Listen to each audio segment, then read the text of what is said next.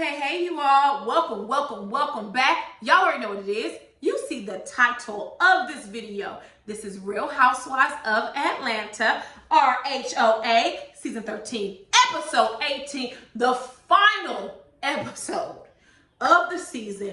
Thank you, God, because the road was long, it was hard, but we made it, y'all, and here we are. So, the meat and potatoes of this episode happened at Cynthia's Christmas party. So we're just going to run through everything really quickly so we can get there. So we open up with some random things. Kandi is being granted her own day in Atlanta. Kudos to her. Cynthia and Mike are purchasing a house together in Atlanta. And Cynthia is going to keep Lake Bailey and use it for Airbnb, which is good because Black people, a lot of times we give our property away or stolen from us, or either when someone passes, there's back taxes, and for some reason the family cannot keep the land. So good for Cynthia. Lastly, Portia, which I ain't gonna light into Portia too much because if you saw the video I uploaded already, I already did all that. But I just want to point out one little tiny thing. While she's at the rally, she's speaking and using this vernacular that we've never heard Portia use. You know, she starts saying, we're going to show up and show out. When did Portia start sounding like the Reverend Al Sharpton? When that happened? And that is my problem with performative activism. You do not have to communicate or engage like you are a Baptist preacher in order to communicate effectively. So all that show up, and show out, that ain't my type of hype. But I've already talked about Portia, so we're gonna move right on along. Next, we get to Drew, Ralph, and her son Josiah. They are preparing to meet with his biological father, Ricky. So I am not a parent yet, and I'm not here to criticize Drew. I'm just going to make some observations. One, Josiah was very irritated, he was annoyed, and he was not enthused to be meeting with his biological father, and that is understandable because his father has not been around. However, I felt that Ralph and Drew did not help the situation because when they arrived, I guess it was at a coffee or donut shop, a bakery shop, they start saying things like, hey, where he at? He late. Is he gonna come? I would have said that in front of my child. That is something that I probably would have been texting Ralph like, if this Negro don't show up, me and him gonna be a problem. It's gonna be knucking and bucking and ready to fight. All right, like he better not stand my baby up. But they just kept putting 10 on 2 and adding more salt to the wound. Ricky did arrive and he was late, which it was a bad look, which, pause y'all. Far be it for me to talk about a man who just was released from prison, but where the hell does Ricky shop at? Scrubs for less, huh? I looked, I said, what the hell he got on? Like you could throw on some shoes and a shirt? Where you get that outfit from? He looked like a mechanic. What's going on? Maybe he is a mechanic. Maybe he is. Let me not judge, but he arrived and Josiah really didn't want anything to do with him. He was very short. He was very dry towards him. I think Ricky even asked, like, do you care? He was like, not really. So they're obviously going to have to work on this relationship some. What I will say is this. I kind of cringe at the end when they forced JoJo to give his biological father a hug because I read an article years back touching on why you can't force children to hug people even in their family, and I won't mention it here because it's a lot of it was a triggering article, not for me, but it can be for other people. But I learned a lot from that article years ago, and so now I do not force children to hug family members, even if it's me. Hey, I'm your auntie, they don't want to hug me, fine. Boundary set. I will not hug you. You have the right.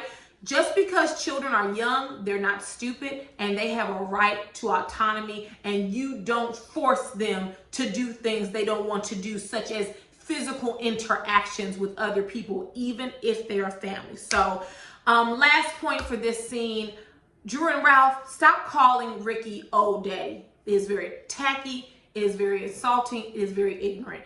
Josiah is very intelligent. Ricky is his biological father. Ralph is his stepfather. End of discussion and moving on. We get to Kenya and she's meeting with her therapist, Dr. Christie, which shout out to Black Girl Magic. If you all have not already and you are a part of the Black community, I would highly suggest getting you a Black therapist, a Black doctor, a Black cardiologist, a Black OBGYN, a Black dermatologist, because it really does make life better to have someone that looks like you and that can relate to you. My whole squad, with the exception of my ophthalmologist who is Persian, my whole squad is Black on Black on Black. So if you can, please do so if you have it available to you in your city. But anyways, Kenya's meeting with Dr. Christie to talk about her and Mark. She's annoyed that Mark did not ask, could he stay with her? He just assumed. But Kenya, part of that is your fault because you need to set your boundaries. If he cannot stay, I don't give a damn if he arrived on your front doorstep, okay? Mark, you can't stay here. You're more than welcome to come to the party, right? But you'll be staying in a hotel for the night. Good night, and close the door. Because when you go to New York, you stay in a hotel. Furthermore, Kenya's saying how everything is conditional in their relationship. I'll be a good husband if you just drop the court case. I'll be a good father if you do X, Y, and Z. And that's not the way a relationship should work. He shouldn't be trying to bait you into doing what he wants you to do, aka controlling, right? So she also tells the therapist that earlier that morning he called her and he was trying to make plans for the weekend. And part of his plans basically was having sex with Kenya. Kenya felt uncomfortable, was like, well, no, we not at that level. I have yet to hear any redeeming qualities about Mark, but this one really took the cake for me. It is a major red flag for a man to feel entitled to your body, even if you are his wife, and even if he had sex with her the weekend of Brooklyn's birthday party. That is not, he's not old sex.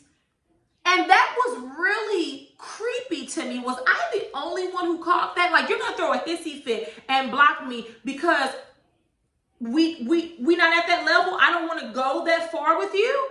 Like, can you cut your losses? You said you want to be a happy woman in 2021. You said you're gonna start treating Mark like you treat a lot of these women on show. Then you need to do that. You need to show him something with some divorce papers, and you need to mean it and stand by it. But in the session, Kenya attempts to call him. He has her blocked. She goes to Brooklyn's phone, which shout out to Brooklyn. She has a better phone than most adults. And it's not blocked, but he doesn't answer. When she texts him, he lies and says his friend was in an accident. He's at the hospital. Child, ain't no hospital guest when we in a panorama? What the hell, Mark? Like, you can't even come up with a good excuse. You know damn well that you ain't at no hospital in the Rona. Talking about you visiting your friend and asking, girl, just lying. And when she called him out on it, well, I can't talk to you. I'll talk to you later. Kenya, move on. There's nothing left of this relationship. Mark is crazy as cat shit. Gather your life and your baby and get the hell out of Mark's life. Moving on. Next, we get to the meat and potatoes of this episode, which is Cynthia Bailey's holiday party. So we see some pre-planning involved, right? Initially, the white elephant gift was set at $100 per person. And due to some other people poking and prying, like, girl, we Real Housewives of Atlanta. We live ostentatious. You are here for opulence. You are here for money. Girl, let's raise it to $1,000 per person. And that's what Cynthia did. So the day of the party, Toya sends Cynthia a text. She says she ain't coming and she don't want to deal with Drew or her raggedy wig, and I don't blame her. Marlo texts, and she also will not be in attendance, but she will send her gift, which is very classy. I still wouldn't invite your ass no place, Marlo, considering the tricks you pulled down to New Orleans with Big Frida, but very classy of you to send your gift ahead. The women are starting to come. Cynthia has llamas, which I am an animal lover, as many of you guys know. So I just went to pet them and rub them and take pictures with them. They were so cute. So they come inside. Cynthia, I think she calls Drew and Portia, and honey, they are late. And they up in the background clowning, which is very rude, but we'll get to it next. Next, the women sit down at dinner and they're going to discuss the white elephant party. So basically, in a nutshell, the best number is the last number and the worst number is the first one. So all the ladies pull the numbers and they leave the worst numbers to Drew and Portia, which rightfully so. Absolutely rightfully so. You were 3.5 hours late. That is so disrespectful. And Bravo, they rolled that beautiful bean footage on Porsha's ass, and we see that she's late to everything. And here's the thing, I don't know if they do it already. You all can tell me, I may be wrong. You all need to start finding these people, because this is a delay of scene at this point. If we're supposed to start filming at 7 and you don't get here till 10 o'clock at night, 11 o'clock at night, then we got a goddamn problem. And Porsha does it every single time, and I'm beginning to believe that it's purposeful, because she does not want to film for the entire duration of the day. No, ma'am. Either I would invite Porsha, or they would start handing out fines to her and Drew. You're not going to be late on my watch. No, God, because Candy used to do that BS. It is so tacky. It takes you nothing to be on time. I live in a large metropolitan city. If I have an appointment at 2, I'm leaving out at 12:30, 12:45. And that's because anything could be going down them streets and that highway. And I need to make sure I make it to where I'm going on time. Ain't nobody got time for you to be late. I can't stand people who come to the nail shop or the hair shop. My appointment was at 10 a.m. I know it's 10:40. Can I still get my nails done? No, you cannot. Girl, and that's why I can't even blame these hairstylists for canceling appointments after 15 minutes. You are wasting people's time. Ain't nobody got time for it. But let me move on. When Drew and Porsha arrive, they pull their numbers, and they have numbers 1 and 2. And Drew goes, 1 and 2, 1 and 2. Girl, just shut up. I can't stand Drew. I had some people tell me, well, what's wrong with Drew admiring Porsha and, you know, evolving? Girl, she ain't evolving shit. It's a difference from seeing someone and they inspire you to do better, right? Like, oh my God, she's a nice body. Let me go harder in the gym. That's different than copying and pasting. Drew is copying everything Porsha is and pasting it onto herself. Sooner or later, we won't be able to distinguish Drew from Porsha. And it's really sad, because Porsha gonna drop your ass, boo, and I bet you'll be next season if you get a piece to return. So just hold on, Drew. Just hold on to your socks, because Porsha's gonna turn on you like she has everyone else. So anyways, Drew done got my blood pressure. I can't stand women who don't have their own identity. I understand that as we go through life, you evolve. That is different, but it's something wrong with Drew. It really is. Like, I have body goals, right? I have body goals. And I'll tell y'all 2 of my body goals. Rosa Acosta and Serena Williams. Now, yes, Rosa Acosta has had several, shall we say, procedures. But have y'all seen her stomach? It's flat as hell.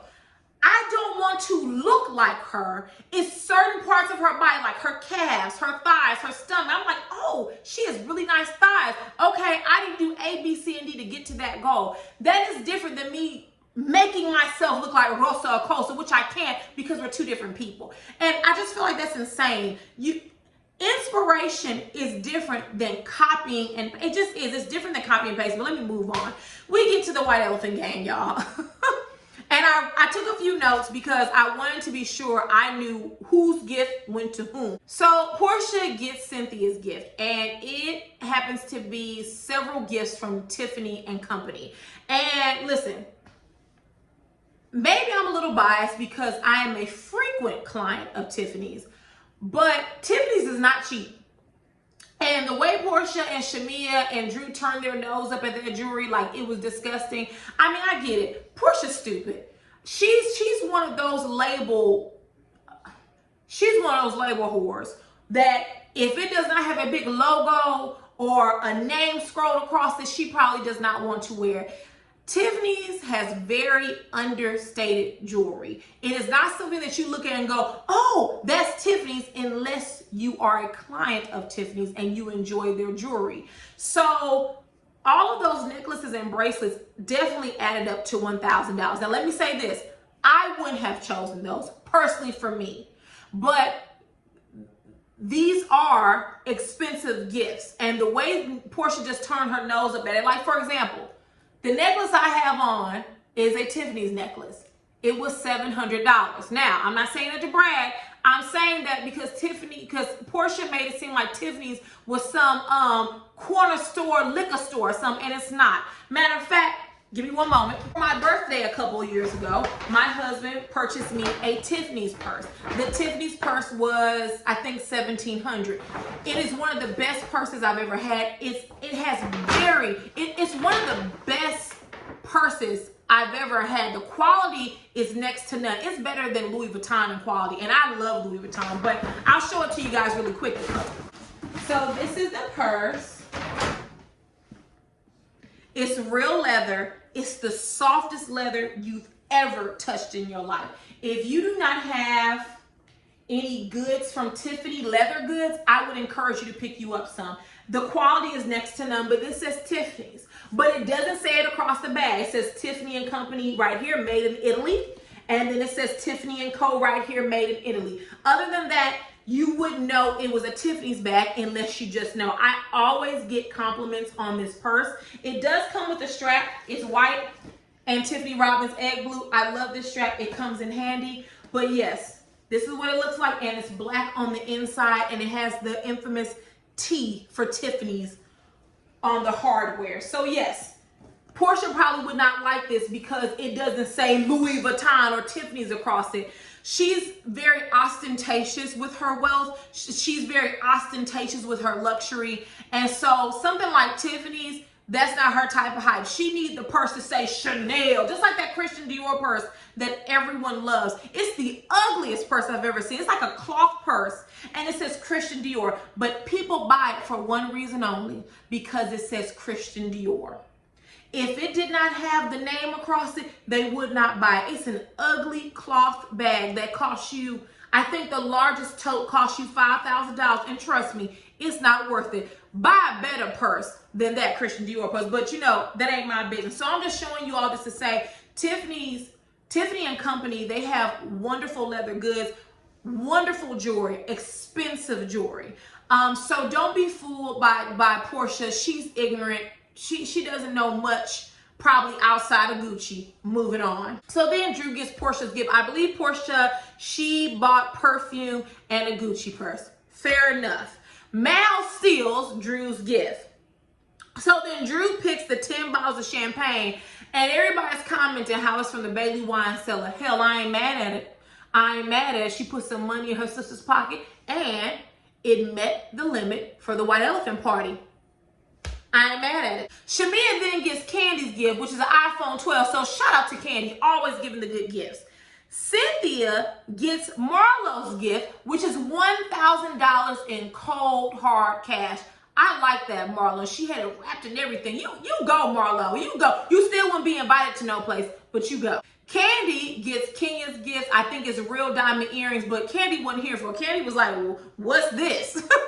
I guess Candy was like, I done sat up here about an iPhone. I get some cheap Cubans and Conias, but Kenya says they're diamonds and they're worth $5,000. I don't know how true it is or isn't, but it was diamond earrings nonetheless. Then we see Kenya. She gets Shamia's gift, which it was a beautiful Chanel brooch and scarf as provided by Shamia. Now, here comes the problem. Marlo, even though she wasn't there, she had her proxy fill in, and she stole Kenya's gift, and that left Kenya to get Drew's gift. And here's where the bullshit jumped off. Kenya opens Drew's gift, and she gets an old, raggedy, pre-worn, dusty wig that Drew wore in her first episode on the show. An old boom box from the 90s. And then Drew gets her a $100, oh no, she didn't get her a $100 gift card. She donated $100 to the Humane Society on her behalf. Baby, that is not a gift. Do not dictate my gift in that manner. How dare you? And Drew, I'm about to light into you because I've had enough of your foolishness.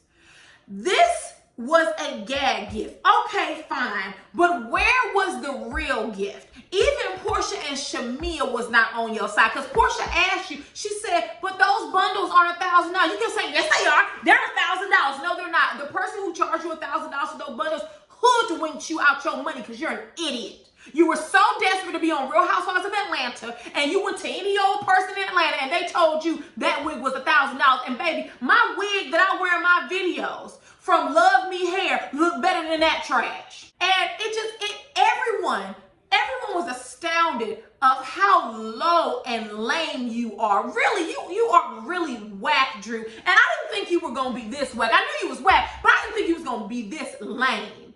Portia kept saying, that's not $1,000 bundles. She kept saying, and Portia don't know nothing else. She knows materialism.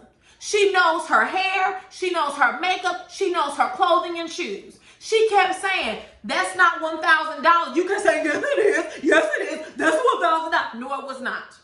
And the fact that you didn't bring a gift that was actually $1,000 like everyone else did, it speaks a lot about your character. If you broke then, Drew, just say that. Just say, hey, Cynthia, I don't have $1,000 to give. Do you mind if I do $500? Instead, you accepted the $1,000 gift idea, and you brought in an old wig that you had worn, and then you had the nerve to roll up on Kenya while she's trying to open the next box, and she said, don't walk up on me. And that's exactly what she was about to do, because Drew, you ignorant. You keep saying you from the shop. They ain't got nothing to do with you getting your ass beat. I can't stand that. Don't roll up on me like you about to hit me. Like, we not going to do that. And after all was said and done, Portia turned to Drew and she whispered, she said, you have your $1,000 gift, right? She goes, the wig is $1,000. And Portia literally did this. She said, because even Portia knew, everybody knew that wig was not $1,000 and baby Candy was hot. And this is why I don't participate in white elephant parties. My job has them all the time. I've only participated in one. And you know why? I have literally seen people come to blows because of people who are like Drew, who bring gag gifts and then don't bring the real gifts. I'm going to give you an example. Someone brought, and I BS you not, my mouth to God's ear. Someone brought an oven mitt. One, not a pair, an oven mitt. One oven mitt. And then they brought a Post-it holder. And it was shaped like an elephant, but it was something you would give a kid. What the hell is this? And that's basically what Drew did. Like, Drew, you should be ashamed of yourself. And Shamia said, it's crazy that Kenya got your gift. And here goes Drew. Well, that's God. Won't God do it? This don't have nothing to do with God. And so then she proceeds to play a recording of her assistant Heavy D talking to Pimp Lot. Now, here's where I got the problem. You don't record people without their permission. I don't care what the law in Georgia is. That is some snake, nasty BS. And Candy Baby was hot, and I don't blame her. This person is talking to you, and you're going to record them for what, Drew? And Heavy D didn't do that on his goddamn own. You told him to do that. You came up with that. You were the mastermind behind that. I can't believe we're still talking about Pimp Lot and LaToya. I don't care if he liked her because that's all he said. I like LaToya. I was in a marriage where basically he cheated on his former fiance. He cheated on his wife with his former fiance. What does that have to do with LaToya? And when Portia and Cynthia asked you, they said, people are saying that he's been broken up with his fiance for a long time. Drew answers, well, when he moved out to Texas, I guess he broke up with her. Okay, well, how long was that? Well, they were engaged for 3 years. What does that have to do with LaToya? Drew, no one cares about Pimpin' Lot and LaToya. I don't care if they talk. I don't care if he liked her. What does that mean? And then, of course, right on time, LaToya arrives. By the way, I love LaToya's outfit. I thought that was the cutest thing. I love the color. I love the sparkle. Cutest dress. She arrives, and Kenya basically fills her in like she just got done playing a recording of Prophet Lot talking to Heavy D. And LaToya was over. She didn't want to come in the first place, and that's why, because of the foolishness you pulled, Drew. And then you're going to say to her, and I wrote it down, you said you were looking for God, but what you were looking for was some D. How long did it take you to rehearse that, Drew? Did you sit down with Ralph and write that one out? And all of a sudden, I see people chiming in on Twitter saying like this is like a Nene, a iconic line. Ain't nothing iconic about this line. I will say this. Nene in her prime, it would be off the dome. That stuff that Drew doing, she's trying to have a one-liner. She's trying to have a punchline. And Drew, you could never. You will never be Nene. As much as you want to be Portia, you will never be her. You can skin her and wear her like last year's Versace, and you will not be her. Shout out to Dina Manso on that one. But seriously, I'm over it. Everyone was over it. What the hell was that recording? What were we even listening to? Who cares? Who cares? Just like Cynthia said, I didn't learn a damn thing. And Candy told Drew right. She said, you keep blaming LaToya when Prophet Lot is a grown man. Ain't nobody gonna mess with me and my family and my children. Who's messing with your family and children? Your mother is a pastor. She's free. Use her for the christening. I don't get the issue. I just feel like Drew needed this in order to solidify her peach. Like this, just Lord have mercy. So we get LaToya. She had walked off, and shout out to LaToya and Drew for stealing the gifts. I don't know if y'all knew this. Kenya took the Gucci purse that LaToya brought. She took the champagne, and she said, baby, I'm going to give me a gift, and left that dusty wig right where it was at. And that serves you right. I'm glad Drew would not get her gift. She doesn't deserve that. Her and that dusty wig and that boom box that played Crisscross and Escape from the 90s can go right back to hell with her. But anyways, Toya comes back in. She sits down, and her and Drew begin to bicker, and it escalates. Toya, because she's basically calling Toya a hoe. You got that Delilah spirit. Girl, you was just busting it wide open for Bolo. Shut the hell up.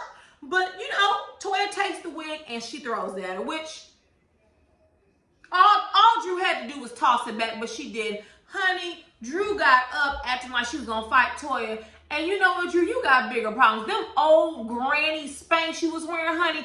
Did y'all see them Spanx? Now, I ain't got no problem with Spanx. I am a firm believer in undergarments worn properly. Even our faves wear them. Beyonce wears Spanx.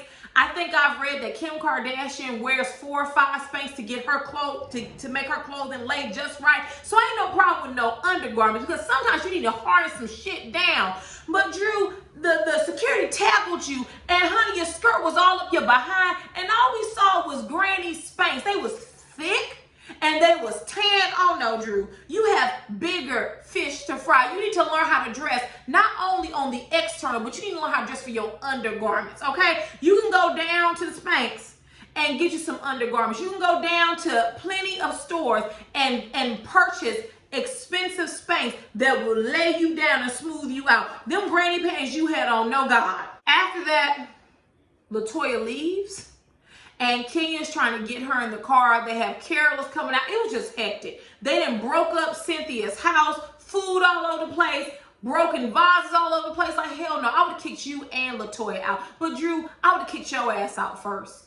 Because honestly, that white elephant party was actually going well. People were laughing, they were giggling, they were having fun. And when you pulled out your gag gift, that's when everything went left. You keep talking about spirit, but your spirit ain't in the right place, Drew. You have that same fighting spirit that your bestie Portia has, and you better watch it, because Andy had put her ass on notice, and baby, you knew he'll definitely put you on notice. So all this fighting, this ain't love and hip hop. It's really not. And I said it in one of my earlier videos, the caliber of Real Housewives of Atlanta cast have completely decreased down to the floor. It doesn't make sense that y'all want to fight over every little thing. I'm from Chicago. What the hell does that mean? Because you from Chicago, you can't get your ass beat? Like, what does that mean, Drew? You ain't no tough chick. Girl, if you was that tough, you was beat up your glam squad for making you like a goddamn fool. So y'all, I'ma calm down. And we're going to get into the closing that Bravo provided each of the cast. Kenya is going to file for divorce. Drew is a loser. Cynthia has Lake Bailey on the hill. Portia is busting her social justice snatch wide open for the whole Atlanta. And Candy is wanting to hire a new chef for Blaze's Steak and Seafood, because if y'all read those reviews, y'all would know what I was talking about. And with that, my final thoughts about this season: terrible. This was the worst season of Real Housewives of Atlanta ever. We need a new cast. I don't know how that looks. We need a new cast. I don't want LaToya to come back. I don't want Drew to come back. We need some really wealthy women who is going to show us ostentatious living. They're going to show us opulent living. They're going to show us luxury. I know in my live I had Saturday, some people said Robin Givens. We talked about Melody Ho. It was a whole bunch of names we threw out there. So get down in those comments and tell me somebody you would like to see on Real Housewives of Atlanta, not including the cast we have now, because honey, they did not bring it. And you know what? I used to blame it on Corona, but then someone pointed out to me that Love and Marriage Huntsville was filmed during the Corona. I said, well, there you go. And they had a rather entertaining season. So, if there's nothing else, I will see you all later. Mwah. Bye.